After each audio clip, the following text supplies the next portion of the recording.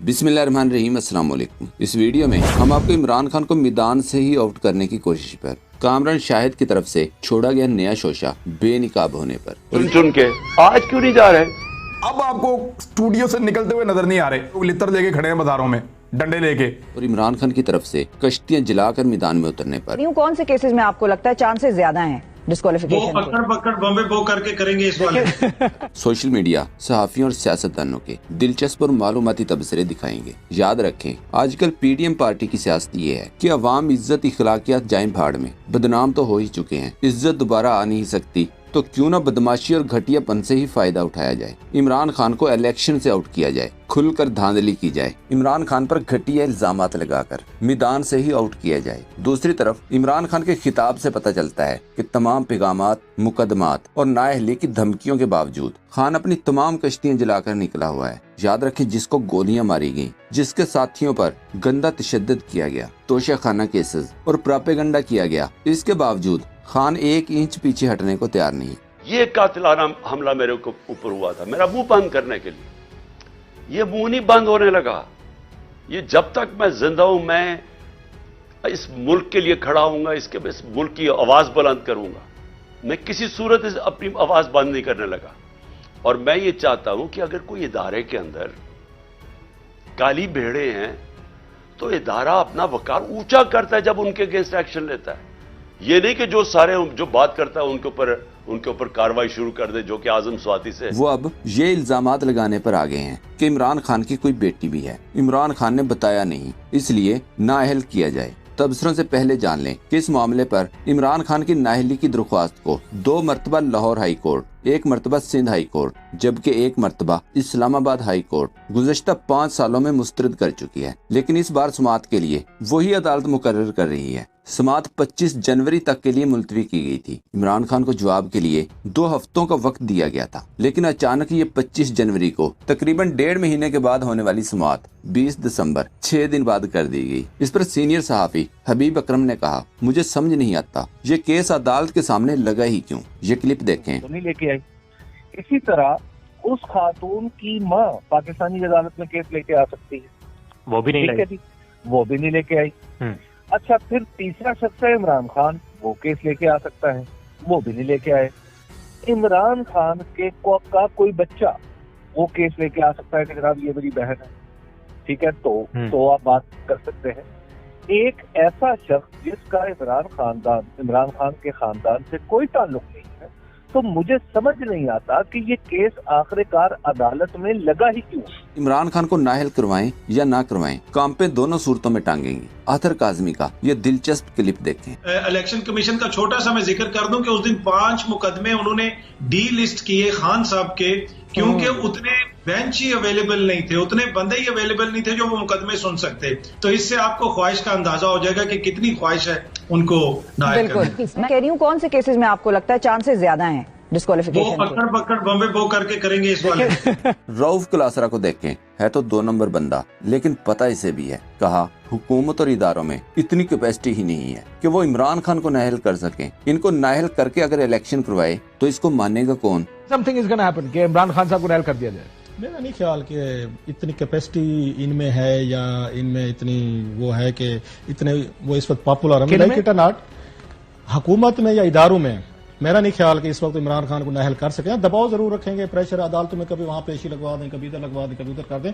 इनको नाअहल करके अगर आपने इलेक्शन करवाए तो उनको कौन मानेगा, मतलब कोई उसकी वैलिडिटी नहीं रहेगी। सो मेरा नहीं ख्याल कि ये इस लेवल पर जाएंगे, और अगर गए तो फिर एस्टेब्लिशमेंट उसमें अंडर क्वेश्चन आ जाएगी, क्योंकि उस एस्टेब्लिशमेंट के उसके बगैर आप नाअहल कर नहीं सकते। ये तो मतलब अंडरस्टूड सी बात है। ये पॉलिटिकल हुकूमत की इतनी तड़ नहीं है, इनमें इतनी क्रेडिबिलिटी नहीं है, इंटेग्रिटी नहीं है कि ये कोई फैसला। अहमद नदीम ने एक स्क्रीनशॉट शेयर करते हुए लिखा, जब भी कौमी इलेक्शंस नजदीक आते हैं तो चोरों के एजेंट सीता वाइट ये इसकी बेटी वाला केस खोलने की कोशिश करते हैं। स्क्रीन पर यह खबर देखें कि जब जून 2018 में इलेक्शन से पहले इफ्तिखार चौधरी सरगर्म हुआ था, वो तो खुद चीफ जस्टिस रहा था, कुछ होता तो वही कर लेता। दिफाई तजियाकार इजाज अवान ने ट्वीट किया, अगर अब कौम पीछे हट गई तो आइंदा 50 बरस तक चोरों और गासबों की गुलामी के लिए तैयार रहें। अशरफिया का टट्टू तो हमेशा छावे ही रहेगा, गुलाम इब्ने गुलाम पैदा होते रहेंगे, बकरी चोर अदालतों से सजाएं भी पाते रहेंगे। अदाकार शाहिद के साहबजादे लिफाफा सहाफी कामरान शाहिद ने नया शोशा छोड़ा कि इमरान खान ने 6 अरब रुपए के जेवरात बेच दिए।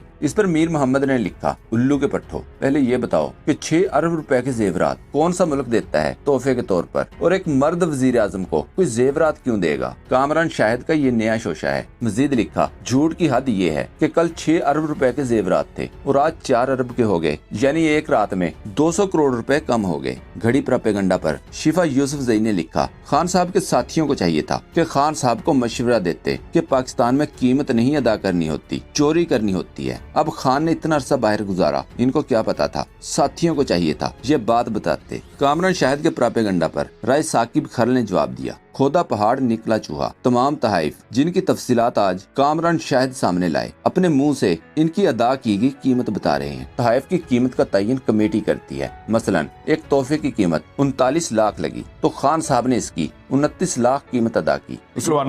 वो नवाज शरीफ ने और जरदारी ने निकाली, उनके ऊपर इलेक्शन कमीशन कोई नोटिस नहीं लेता।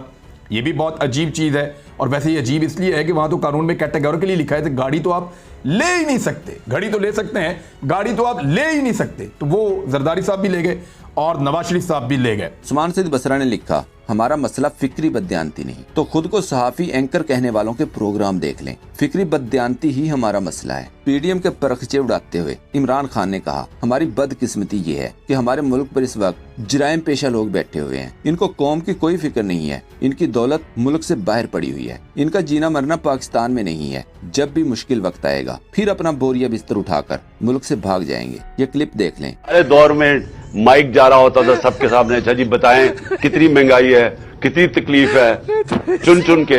आज क्यों नहीं जा रहे?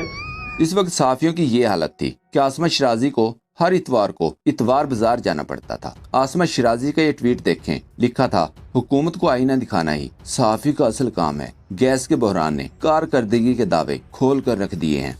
पाइपलाइन ना बिछाए जाने की जिम्मेदारी भी हम्माद अजहर ने गुज़िश्ता हुकूमत पर डाल दी। आसमा शिराजी ये असल काम सिर्फ इमरान खान की हुकूमत में करती थी, वो भी फुल मुनाफिकत के साथ। पहले रोजाना माइक पकड़े हुए थे, हाँ जी दसो कैसी लगी तब्दीली। इमरान खान के आने के 1 महीने के बाद ही काम शुरू कर दिया था। बहुत सारे लोगों ने इधर नस के जा रहे हैं, कभी उधर जा रहे हैं, वहां माइक लेकर उसके मुंह में घुसेड़ दिया, बताओ कितनी महंगाई हुई है। वो गरीब आदमी के मुंह के आगे माइक जब करेंगे उसको महंगाई लगेगी। अब आपको स्टूडियो से निकलते हुए नजर नहीं आ रहे। 2 वजूहात हैं।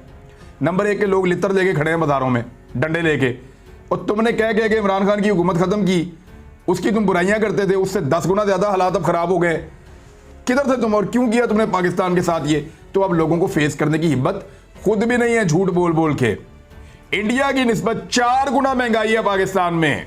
मशहूर व मारूफ मरियम नवाज के दानिश्वर अंसार अब्बासी के बेटे वसीम अब्बासी का ट्वीट देखें। इसकी मुनाफिकत का अंदाजा लगाएं कि ये मुनाफिक है या अकल ही पटवारियों जितनी है। वही आम पटवारियों वाली अकल से पैदल तनकीद करते हुए लिखा, मार्च अप्रैल 2022, न्यूट्रल तो जानवर होता है, अल्लाह ने न्यूट्रल होने की इजाजत नहीं दी। दिसंबर 2022, हम चाहते हैं एस्टेब्लिशमेंट न्यूट्रल हो जाए। इस पर फवाद चौधरी का ये क्लिप देखें। इमरान खान साहब क्या चाहते हैं, वो न्यूट्रल हो? बात तो यह है कि जब भी आप कोई बात या स्टेटमेंट कॉन्टेक्स्ट के बगैर बयान करेंगे तो जाहिर है कि उसके मानी बदल जाते हैं। और जाहिर है इमरान खान का ये जब वो कहते हैं न्यूट्रल जानवर होता है तो एक कॉन्टेक्स्ट में बात कर रहे होते हैं कि जब अच्छाई और बुराई के दरमियान चूज करना हो तो फिर आप न्यूट्रल नहीं होते। लेकिन जाहिर है फॉर एग्जाम्पल अगर एक आप इलेक्शन करा रहे हैं, हकरारी है, अगर फौज और बाहर जो सिपाही बैठा हुआ है वो अपनी वोट जो है जैसे वो पीटीआई को डालता है, तो ये एक्सपेक्ट करना चाहिए उससे कि जब वो बाकी सारी वोटें भी पीटीआई को डलवा देगा।